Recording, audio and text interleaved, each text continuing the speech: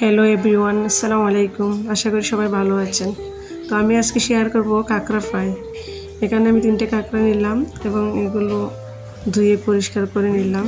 বড় বড় করে টুকরা করলাম এবং বড় বড় টুকরা করলে ভাঙে না, দেখতে সুন্দর লাগে, দেখতে অনেক সুন্দর হয়।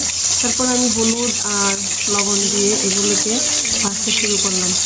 তো আমি এখানে মশলা অ্যাড করিনি, কারণ মশলা প্রথমে দিলে মশলাগুলো পড়ে যায়।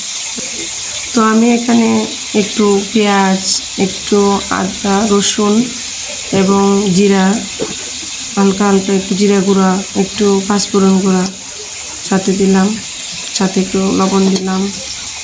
তারপর বাজারে কিনতে পাওয়া যায় ম্যাগি মশলা, একটা ম্যাগি মশলা এখানে অ্যাড করলাম, এটা আপনি বাজারে পেয়ে যাবেন। তারপর সাথে একটু মরিচ গুঁড়া দিলাম। তারপর ঝটপট একটু নাড়াচাড়া করে 5 মিনিটের মতন ভাজলাম। তারপর হয়ে গেল আমার কাঁকড়া ফ্রাই। আশা করি ভিডিওটা ভালো লাগবে, আর ভালো লাগলে অবশ্যই সাবস্ক্রাইব করবেন, লাইক দেবেন, শেয়ার করবেন, পাশে থাকবেন। আল্লাহ হাফেজ।